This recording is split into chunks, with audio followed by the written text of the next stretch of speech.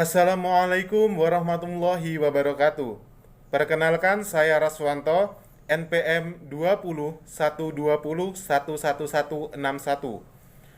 Video ini dibuat sebagai UAS Hukum Tata Negara, dosen pengampu Bapak Ahmad Saleh, Fakultas Hukum Universitas Lampung.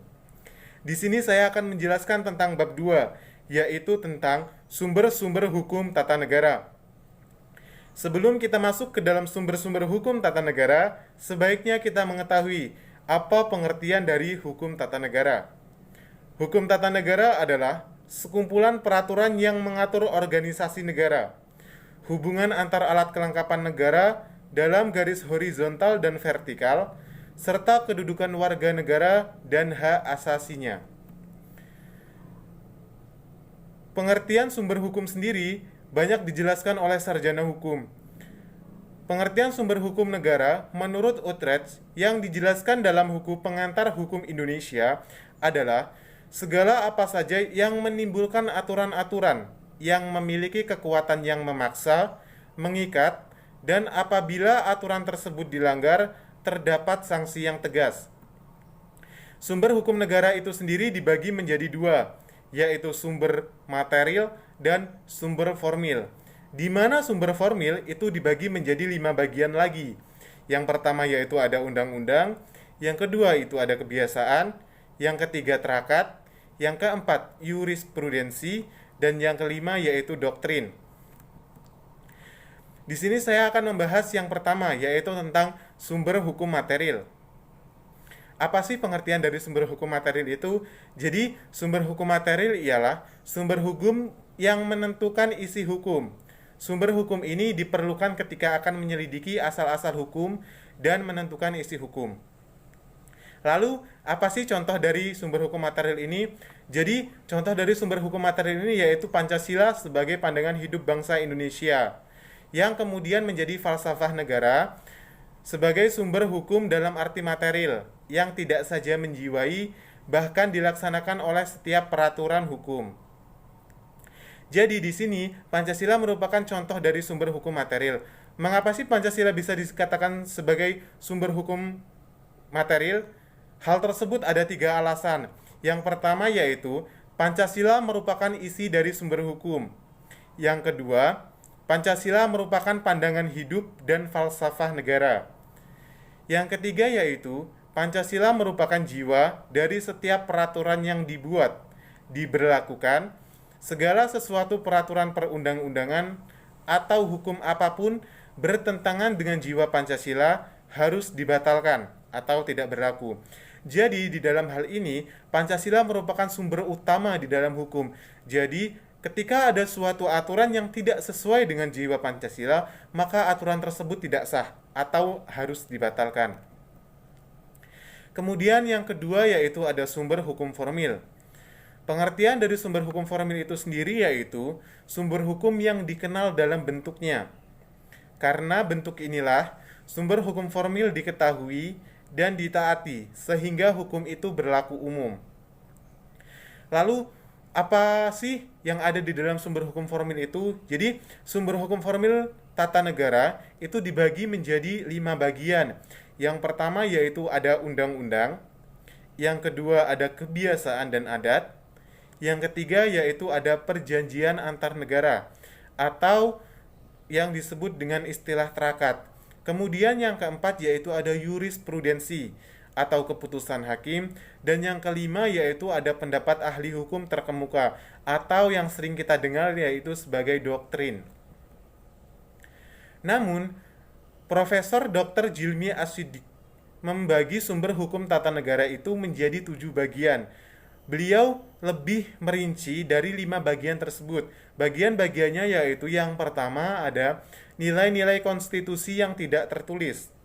Kemudian yang kedua yaitu ada undang-undang dasar, baik pembukaannya maupun pasal-pasalnya. Yang ketiga yaitu ada peraturan perundang-undangan tertulis. Yang keempat ada jurisprudensi peradilan. Yang kelima ada konvensi ketatanegaraan. Yang keenam yaitu ada doktrin ilmu hukum yang telah menjadi ius comitius opinio doctrum. Dan yang kelima yaitu hukum internasional yang telah diratifikasi atau telah berlaku sebagai hukum kebiasaan internasional. Penjelasan yang pertama tentang bagian dari sumber hukum formil yaitu undang-undang, di mana undang-undang dibagi menjadi dua pengertian, yaitu undang-undang dalam pengertian sempit dan undang-undang dalam pengertian luas. Undang-undang dalam arti luas itu merupakan sebuah segala peraturan yang dibuat oleh penguasa atau pusat atau juga bisa di dalam sebuah daerah yang mengikat dan berlaku umum. Contoh dari undang-undang dalam arti luas ini yaitu undang-undang. Kemudian ada undang-undang dalam arti sempit, yaitu peraturan tertulis yang dibentuk oleh penguasa sebagai suatu badan negara yang tertentu diberi kekuasaan untuk membentuk undang-undang, yaitu DPR bersama dengan Presiden. Suatu undang-undang mulai sah berlaku apabila telah diundangkan dalam lembaran negara oleh sekretaris negara dan tanggal berlakunya suatu undang-undang itu. Misalnya, Undang-Undang Nomor 20 Tahun 2003 tentang Mahkamah Konstitusi diundangkan pada tanggal 13 Agustus 2003 dan LNRI Tahun 2003 Nomor 98 dan TLNRI nomor 4316. Jika tidak disebutkan tanggal diundangkannya, maka berlaku 30 hari setelah diundangkan untuk Jawa dan Madura, dan 100 hari untuk daerah lain. Menurut sistem hukum yang ada di negara Indonesia, peraturan perundang-undangan atau hukum tertulis disusun ke dalam beberapa tingkatan. Hal ini yang disebut sebagai hierarki peraturan perundang-undangan Republik Indonesia, di mana terdapat 4 perbedaan, yaitu berdasarkan TAP MPRS nomor 20 tahun 1996, berdasarkan TAP MPR nomor 3 tahun 2000, dan yang ketiga yaitu berdasarkan pasal 4 Undang-Undang nomor 10 tahun 2004, dan yang keempat yaitu Undang-Undang nomor 12 tahun 2011, di mana di dalam 4 hal tersebut mengalami perbedaan masing-masing. Untuk lebih jelasnya bisa dilihat di dalam tabel di samping. Yang kedua yaitu jurisprudensi. Jurisprudensi ini di negara Belanda dan negara Perancis juga disebut sebagai jurisprudensi. Di kedua negara tersebut hanya terdapat perbedaan penulisan, namun untuk pengucapan yaitu tetap sama. Lalu apa sih pengertian dari jurisprudensi itu sendiri?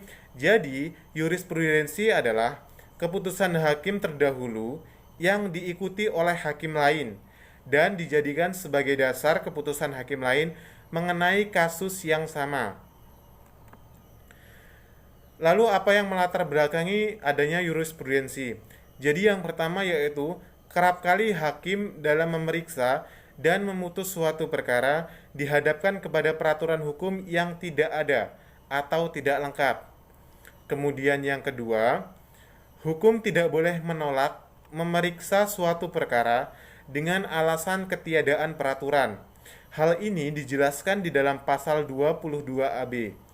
Yang ketiga yaitu dalam kondisi tersebut hakim harus menciptakan hukumnya sendiri. Jadi, jurisprudensi ini mengapa bisa disebut sebagai keputusan hakim? Karena dalam kondisi ini hakim harus menciptakan hukumnya itu sendiri. Kemudian, terdapat beberapa alasan mengapa seorang hakim mengikuti keputusan hakim lain. Yang pertama yaitu karena keputusan tersebut dibuat oleh hakim yang mempunyai kedudukan yang lebih tinggi. Yang kedua, karena alasan praktis. Yang ketiga, hakim mengikuti keputusan hakim lain karena sependapat. Jadi, apabila mereka mempunyai pendapat yang sama, maka boleh menggunakan keputusan hakim lain. Selanjutnya yang ketiga yaitu penjelasan tentang terakat. Terakat itu sendiri merupakan perjanjian yang dibuat oleh dua atau lebih negara. Jadi perjanjian antar negara. Kemudian macam-macam terakat ini ada 4. Yang pertama yaitu ada terakat bilateral, yang kedua terakat multilateral, yang ketiga yaitu terakat terbuka, dan yang keempat terakat tertutup.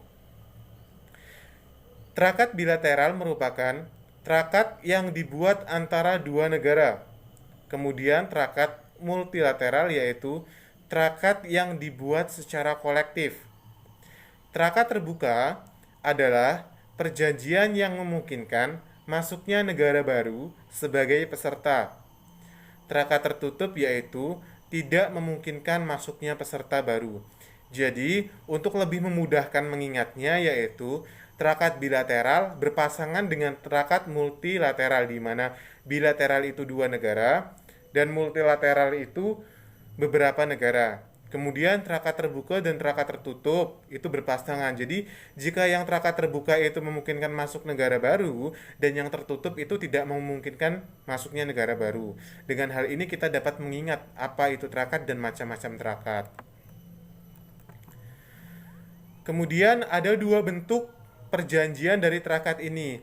Yang pertama yaitu tentang traktat, dibuat oleh presiden dengan persetujuan DPR. Hal ini dijelaskan di dalam pasal 11 Undang-Undang Dasar 1945. Kemudian perjanjian yang kedua yaitu agreement, di mana perjanjian ini dibuat hanya dengan keputusan presiden dan biasanya hanya menyangkut bidang politik. Penjelasan yang keempat tentang bagian dari hukum formil yaitu kebiasaan, di mana di dalam kebiasaan terdapat dua poin utama. Yang pertama yaitu perbuatan manusia yang tetap dilakukan berulang-ulang dalam hal yang sama. Kemudian yang kedua yaitu peraturan yang walaupun tidak ditetapkan oleh pemerintah tetapi ditaati oleh seluruh rakyat, karena masyarakat yakin bahwa peraturan tersebut berlaku sebagai hukum. Jadi, dalam dua poin tersebut dapat diambil kesimpulan bahwasanya kebiasaan adalah perbuatan manusia yang tetap dilakukan berulang-ulang dalam hal yang sama. Apabila kebiasaan itu diterima masyarakat dan kebiasaan itu selalu berulang-ulang dilakukan sedemikian rupa sehingga tindakan melanggarnya dianggap sebagai pelanggaran perasaan hukum, maka disebutlah sebagai hukum kebiasaan. Jadi, apabila terdapat kebiasaan di dalam suatu masyarakat dan ada yang melanggar kebiasaan tersebut, maka akan diberikan suatu pelanggaran karena telah dianggap sebagai hukum kebiasaan. Agar hukum kebiasaan tersebut dapat ditaati, maka ada dua syarat yang harus dipenuhi. Yang pertama yaitu perbuatan yang tetap dilakukan oleh orang. Yang kedua, adanya keyakinan bahwa perbuatan itu harus dilakukan karena telah merupakan kewajiban dari suatu masyarakat itu sendiri. Jadi, suatu kebiasaan ini akan bisa ditaati apabila terdapat dua syarat tersebut.